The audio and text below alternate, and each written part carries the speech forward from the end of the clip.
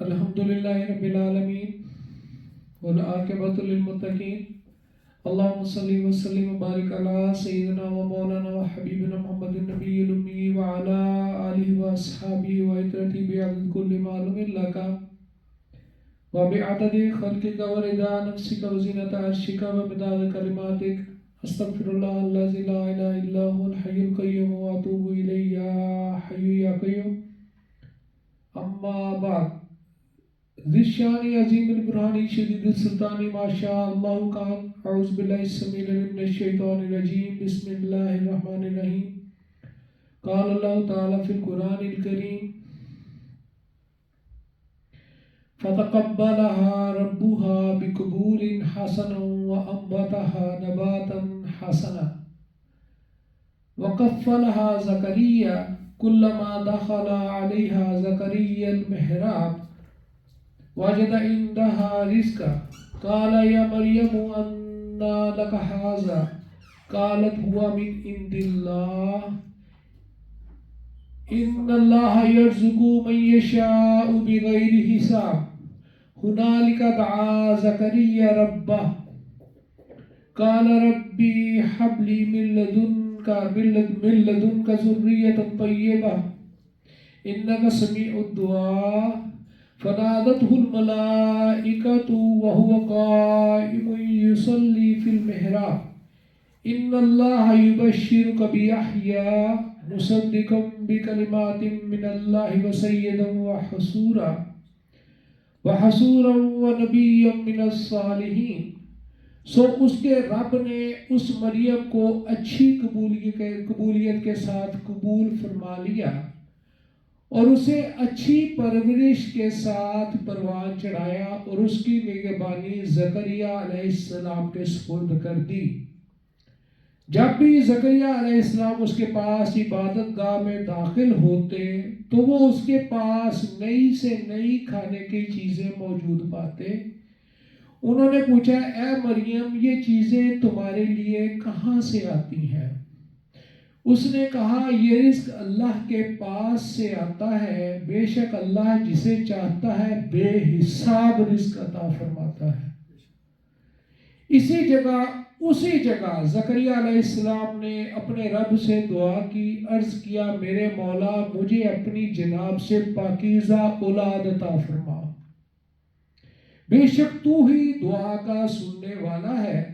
ابھی وہ حجرے میں کھڑے نماز ہی پڑھ رہے تھے یا دعا ہی کر رہے تھے کہ انہیں فرشتوں نے آواز دی بے شک اللہ آپ کو فرزند یحییٰ علیہ السلام کی بشارت دیتا ہے جو کلمت اللہ یعنی عیسیٰ علیہ السلام کی تصدیق کرنے والا ہوگا اور سردار ہوگا اور عورتوں کی رغبت سے بہت محفوظ ہوگا اور ہمارے خاص نیکوکار بندوں میں سے نبی ہوگا.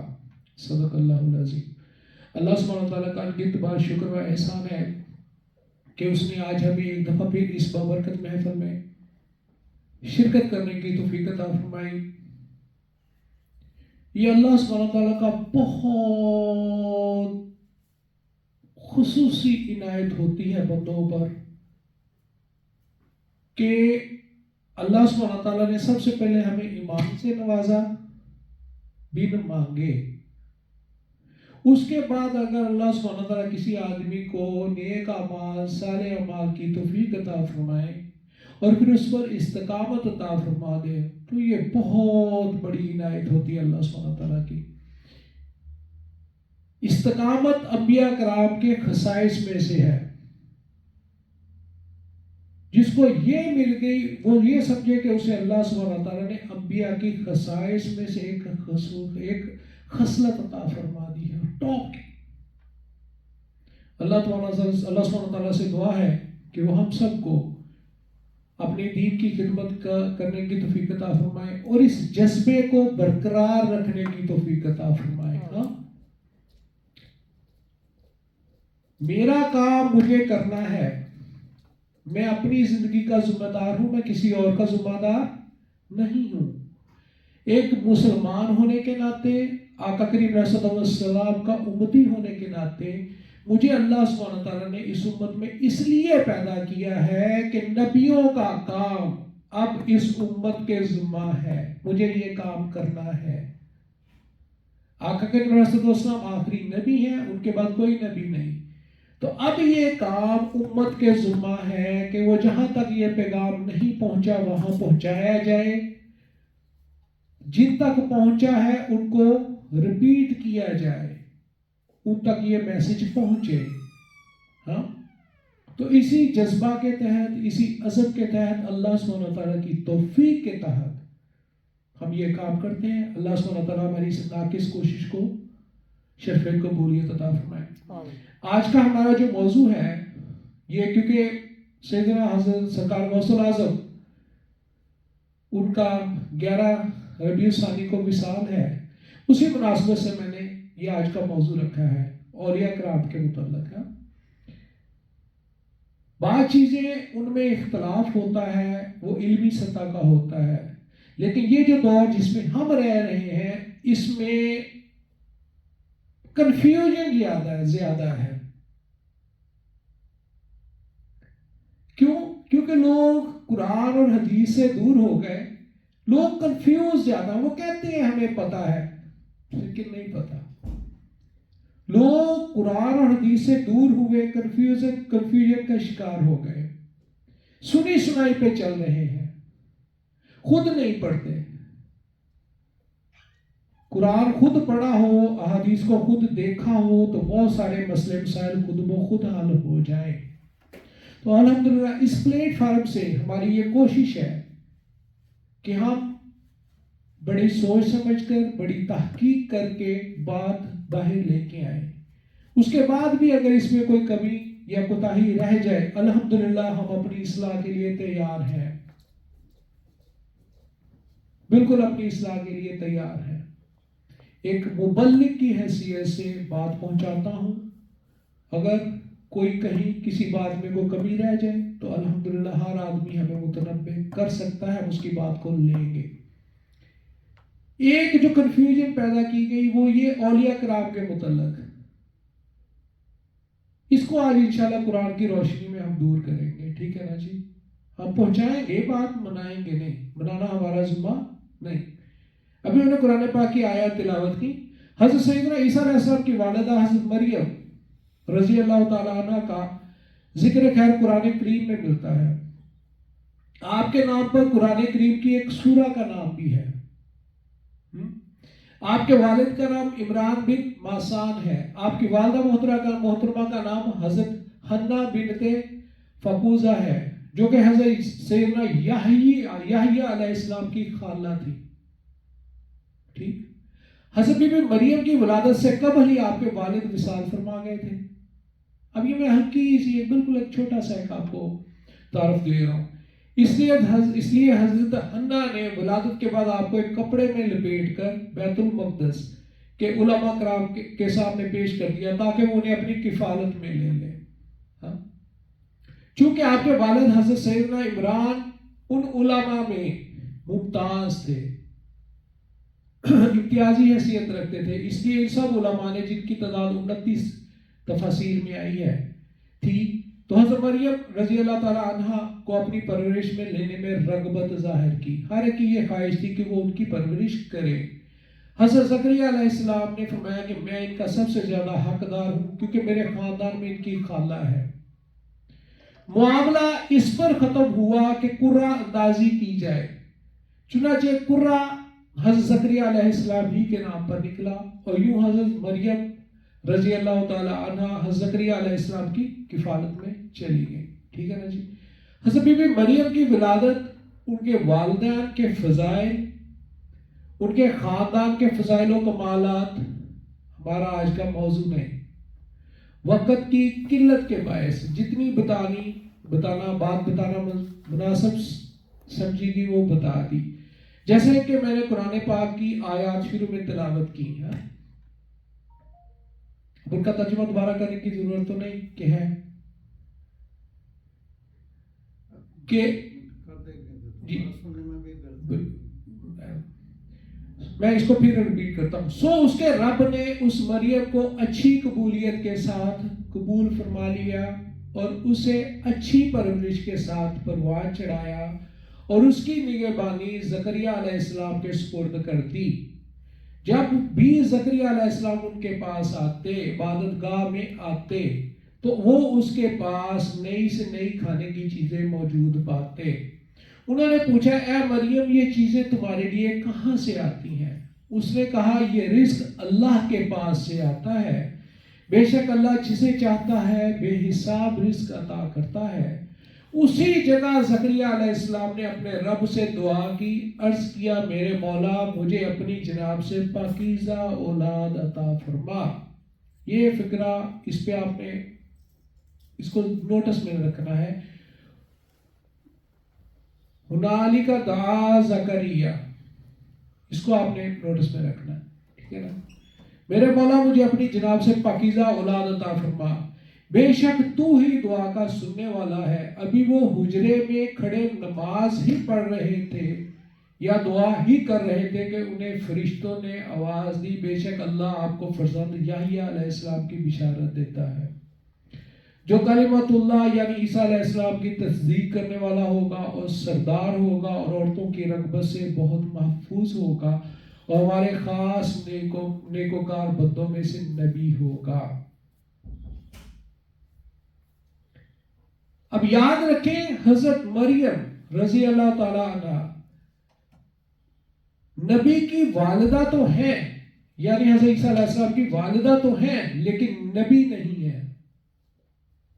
یہ بات اس پہ تھوڑا سا آپ نے اس کو نوٹس میں رکھنا ہے کہ حضرت بی بی مریم نبی نہیں ہے، نبی کی والدہ ہے.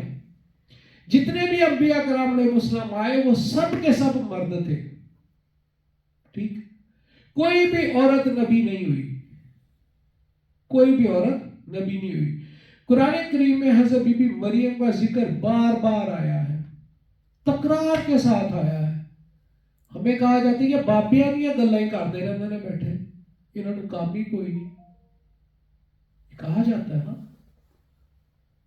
اللہ تعالیٰ نے حضرت بی بی مریم کا قرآن پاک میں بار بار ذکر کیا ہے، بار بار تکرار کی ہے. قرآن کریم میں کل 34 بار حضرت بی بی مریم کا ذکر آیا ہے، بلکہ ان کے نام پر قرآن کریم کی ایک سورت بھی ہے. کیوں؟ کیونکہ وہ ایک نیک، پاک دامن اور عبادت گزار اللہ کی ولیہ تھی. قرآن اللہ کا کلام ہے. اللہ قرآن کریم میں بار بار اپنی برگزیدہ بندی کا ذکر کر رہا ہے. جب ہم ان کا نام پڑھتے ہیں، ان کا نام لیتے ہیں، تو ان کا نام پڑھنے پر، ان کا نام لینے پر اللہ سبحانہ وتعالی ہمیں نیکیاں عنایت فرماتے ہیں.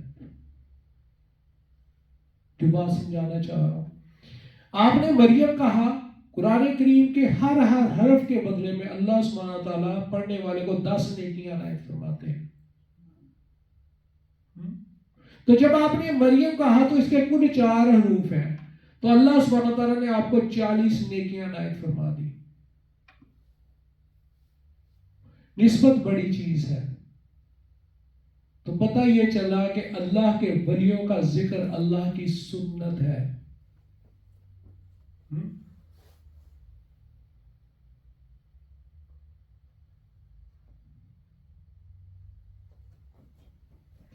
اللہ کے ولیوں کا ذکر اللہ کی سنت ہے.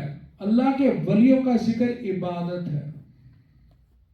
ہمیں کیا سبق پڑھایا جاتا ہے؟ ہماری نوجوان نسل کو کیا سبق پڑھایا جاتا ہے؟ خاص طور پہ جو ہم یورپ میں ہیں. ہمارا عقیدہ تو ٹھیک ہے لیکن معذرت کے ساتھ ہم لوگ اس طریق پہ اس آرگنائز طریقے سے کام نہیں کر پا رہے کہ جو ینگ جنریشن ہے ان کو ہم اپنی طرف کھینچ سکیں. ہاں، نہیں کر پا رہے اس طریقے سے کام ہم لوگ. ہمارا عقیدہ ٹھیک ہے لیکن ہماری اسٹرگل میں، ہماری بات کرنے میں کمی ہے. اب ہمیں ہماری نئی جنریشن جو ہے، نیکسٹ اگلی جنریشن جو ہے، نوجوان نسل، اس کو سبق کیا پڑھایا جاتا ہے؟ بابے سے شے ہی کوئی نہیں. اللہ 34 دفعہ بی بی مریم رضی اللہ تعالیٰ عنہ کا ذکر کرتا ہے قرآن میں. اللہ اپنے کلام قرآن پاک کی ایک سورت کا ایک چیپٹر کا نام اپنی ولیہ کے نام پر رکھتا ہے. سانوں کی سبق پڑھایا جاتا ہے, بابے نے شاید کوئی نہیں, ان نسبتوں میں کچھ نہیں پڑا ہوا, یہ سب پر کھنڈ بازی ہے, یہی کہا جاتا ہے نا جی. اور ہمارے بچے اس سودے کو خریدتے بھی ہیں. محراب ان بالا خانوں کو کہا جاتا ہے, میں نے جس ترجمے میں کہا کہ ان کے لیے ایک کمرہ تھا مخصوص تھا جس میں وہ عبادت کرتی تھی. جو مسجد کے خادم, مجاورین اور ایسے ہی اللہ کی عبادت کے لیے وقف شدہ لوگوں کے لیے مسجد کے متصل بنائے جاتے تھے, ان سے لنکڈ, ٹھیک ہے نا جی. انہیں کمروں میں ایک کمرہ حضرت مریم رضی اللہ تعالیٰ عنہ کا بول دیا گیا تھا جس میں وہ مصروف عبادت رہا کرتی. اس کمرہ میں حضرت زکریا علیہ السلام کے علاوہ سب کا داخلہ ممنوع تھا, اور حفاظتی, آپ جب بھی کہیں باہر جاتے تو حفاظتی اقدامات کر کے جاتے تھے, کوئی دوسرا وہاں داخل نہ ہو سکے. آپ حضرت بی بی مریم کے پاس آتے ہیں تو ان کے پاس بے موسمی پھل دیکھتے ہیں. آپ کو حیرانگی ہوتی ہے کہ میں تمام حفاظتی اقدامات کر کے جاتا ہوں, کوئی اندر نہیں آ سکتا, تو پھر یہ بے موسمی پھل کہاں سے آتے ہیں؟ دیکھیں نا جی, اگر ہم فرض بھی کر لیں کہ کوئی آدمی اندر بھی آتا ہے تو وہ پھر موسمی پھل لے کر آئے گا نا, بے موسمی تو نہیں لے کے آئے گا. وہ کوئی اگر اندر بھی آتا ہے تو اس موسم میں جو پھل ہے وہ وہی لے کر آئے گا نا, بے موسمی پھل تو نہیں لے کر آئے گا. تو اس لیے آپ کو حیرانی تھی کہ میں اتنے حفاظتی اقدامات کر کے جاتا ہوں, تو یہ مریم کے پاس کسی کا اندر آنا بھی ممکن نہیں, تو یہ مریم کے پاس یہ بے موسمی پھل کہاں سے آتے ہیں؟ تو پھر آپ نے حضرت بی بی مریم رضی اللہ تعالیٰ عنہا سے پوچھا, قال یا مریم ان لکی ھذا, انہوں نے پوچھا اے مریم یہ چیزیں تمہارے پاس تمہارے لیے کہاں سے آتی ہیں؟ قالت ہوا من عند اللہ, فرمایا اس نے کہا یہ رزق اللہ کے پاس سے آتا ہے. ان اللہ یرزق من یشاء بغیر حساب, اور آگے فرمایا کہ یہ بے شک اللہ جسے چاہتا ہے بے حساب رزق عطا فرماتا ہے. یعنی اللہ جب کسی کو دینا چاہے تو پھر بغیر حساب کتاب کے دیتا ہے. پھر اس کے لیے اسباب کا ہونا اسباب کا نہ ہونا کوئی معنی نہیں رکھتا.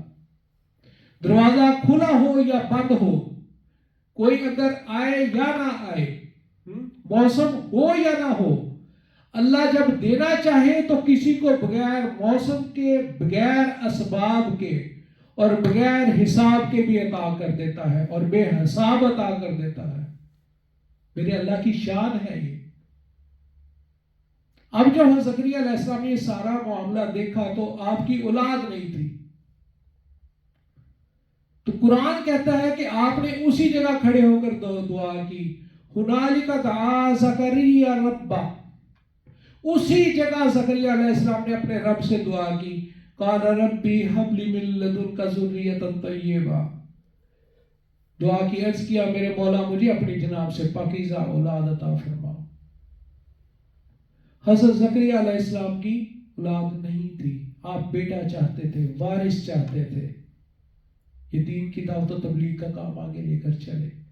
آپ اور آپ کی بیوی دونوں بوڑھے ہو گئے تھے, آپ کی بیوی 5 تھی, لیکن جب آپ نے اللہ کی ولیہ کے پاس بے موسمی پھل دیکھے تو آپ نے اس جگہ کے وسیلہ سے, جو بات اب کرنے جا رہا ہوں, اس جگہ کے وسیلہ سے, اسی جگہ کی نسبت سے دعا کی کہ اگر اللہ کی ولیہ کو بے موسمی پھل دروازہ بند ہونے کے باوجود اللہ سبحانہ تعالیٰ عنایت فرما سکتا ہے, تو پھر میرے بوڑھے ہونے پر, میری بیوی کے 5 ہونے پر اللہ سبحانہ تعالیٰ ہمیں اولاد سے کیوں نہیں نواز سکتا؟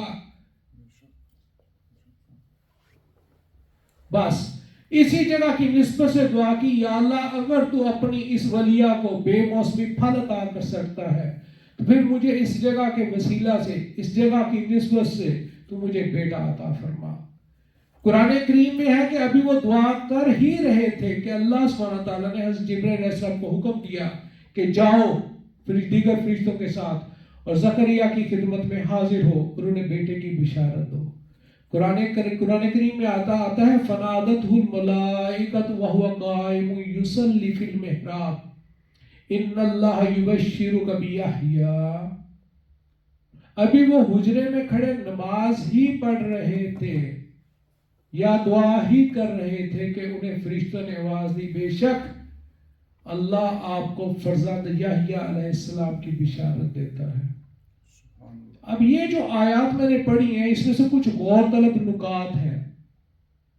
نمبر 1، قرآن کریم نے یہاں جو زور دیا ہے وہ اس بات پر ہے کہ ہنالک دعا زکریا ربہ، اسی جگہ کھڑے ہو کر جب انہوں نے بے موسمی پھل دیکھے اسی جگہ کھڑے ہو کر حضرت زکریا علیہ السلام نے دعا فرمائی۔ ہنالک دعا زکریا، اسی جگہ، اس پر ایمفیسس ہے۔ اب غور طلب بات یہ ہے کہ اس سے پہلے کبھی حضرت زکریا علیہ السلام نے دعا نہ کی تھی؟ جس سے دعا کرنی ہے وہ بھی وہی، یعنی اللہ۔ اللہ تو ہر جگہ ہر وقت حاضر و ناظر ہے نا جی، دیکھ بھی رہا ہے، سمیع ہے، سن بھی رہا ہے، بصیر ہے، دیکھ بھی رہا ہے، سب خبیر ہے، خبردار ہے، ہر چیز کو کی خبر ہے، اس کو لطیف ہے، کوئی بری سے بریک شے اس سے نہیں مخفی، ہمارے دلوں کے خیالات بھی نہیں، عالم الغیب و شہادہ ہے، تو پھر اس سے تو کہیں، تو پھر اس اللہ سے تو کہیں پر بھی کسی بھی جگہ پر دعا کی جا سکتی ہے نا۔ یہ بات کیوں کی گئی ہنالک دعا زکریا ربہ؟ قرآن ہے، لیکن اسی جگہ پر کھڑے ہو کر دعا کیوں کی؟ دعا کرنے والا بھی وہی، یعنی زکریا علیہ السلام، جس سے دعا کرنی ہے اللہ بھی وہی، اور مزے کی بات کہ دعا بھی وہی، یا اللہ اپنی جناب سے نیک صالح اولاد عطا فرما، بیٹا عطا فرما، یعنی جب جس سے دعا کرنی ہے وہ بھی وہی، یعنی اللہ، جس نے دعا کرنی ہے وہ بھی وہی زکریا علیہ السلام، اور جو دعا کرنی ہے وہ بھی وہی، تو اب تو پھر اب فرق کیا ہے؟ اسی جگہ یہ اس پر ایمفیسس کیوں دیا قرآن نے؟ فرق اب صرف اس جگہ کا ہے اور اس جگہ کی نسبت کا ہے۔ جب انہوں نے وہاں پر بے موسمی پھل دیکھے، یہ بات ان کے ذہن میں آئی کہ اگر اللہ سبحانہ تعالیٰ اپنی ولیہ کو اس جگہ پر بے موسمی پھل عنایت فرما سکتا ہے، تو پھر اگر میں اس جگہ کے توسل سے، اس کے وسیلہ سے اللہ سے دعا کروں تو اللہ سبحانہ تعالیٰ مجھے اولاد سے بھی نواز سکتا ہے، باوجود اس کے کہ میں بوڑھا ہو گیا ہوں، میری بیوی بانج ہے نا۔ ہاں ایک بات رہ گئی کہ کوئی آدمی یہ اعتراض کر سکتا ہے کہ نبی کا درجہ تو ولی سے بلند ہوتا ہے، تو اس نسبت اور توسل سے نبی دعا کیوں مانگ رہا ہے؟ ہاں، اس بات کا جواب یہ ہے کہ نبی کا عمل سنت ہوتا ہے اور ولی کا عمل سنت نہیں ہوتا، حجت نہیں ہوتا، لیکن نبی کا عمل سنت ہوتا ہے، حجت ہوتا ہے۔ اگر کوئی ولی کسی نبی کی جگہ پر جا کر دعا کرتا تو وہ ہمارے لیے سنت نہ ہوتا، ہر آدمی یہ کہہ کر ریجیکٹ کر دیتا کہ ٹھیک ہے یہ حجت نہیں ہمارے لیے، یہ آپ کے لیے ہمارے لیے نہیں ہے، جس طرح آج کل ہم سنتے بھی ہیں یہ باتیں ہیں۔ لیکن اگر نبی نے ایک ولی کی جگہ پر جا کر دعا کی تو یہ عمل ہمارے لیے سنت بھی ہو گیا، حجت بھی ہو گیا۔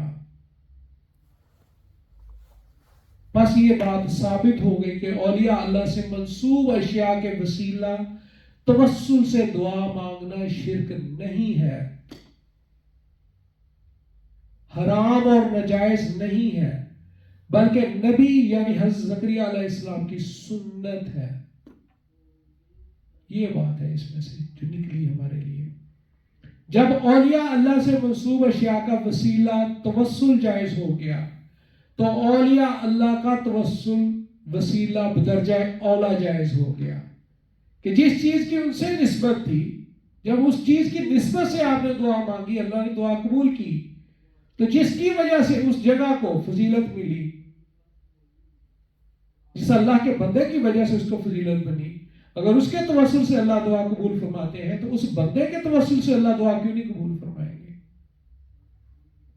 دیکھیں نا جی، جن برگزیدہ بندوں کے ساتھ دشمنی کو اللہ نے اپنے ساتھ لانے جنگ قرار دیا ہے، ان کے توسل سے اللہ کیوں نہیں دعا قبول فرمائیں گے؟ ان کی توہین کو اپنے ساتھ لانے جنگ اللہ سبحانہ تعالیٰ نے حدیث میں قرار دیا ہے۔ ان کے کان، آنکھ اور ہاتھ کو اپنے کان، آنکھ اور ہاتھ قرار دیا ہے۔ ولی کی حرمت کو، مومن کی حرمت کو کعبہ سے بڑھ کر اللہ سبحانہ تعالیٰ نے قرار دیا ہے۔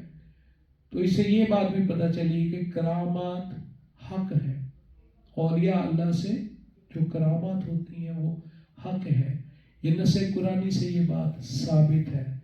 اس کا انکار ائمہ کرام کے نزدیک کفر ہے۔ بس یہی آج کا میسیج تھا کہ جب ہم قرآن کی طرف رجوع کریں گے، احادیث کی طرف رجوع کریں گے، تو بہت سارے عقدے خود بخود کھل جائیں گے۔ لیکن جب ہم سنی سنائی پر چلیں گے، پھر عقدے کھلیں گے نہیں، پریشانی اندر آئے گی، کنفیوژن بڑھے گی، پھر اس دوران ہم اختلاف رائے نہیں کریں گے بلکہ جھگڑیں گے۔ علمی اختلاف رائے ہمیشہ سے رہا ہے، وہ کوئی مسئلہ نہیں، لیکن جھگڑنا، فتاوے لگانا، ایک دوسرے کی تکفیر کرنا، ایک دوسرے کو مشرک کہنا، کافر کہنا، بدعتی کہنا، اس میں ہمیں احتیاط کی ضرورت ہے۔ اللہ سبحانہ وتعالیٰ میں دین کا صحیح فہم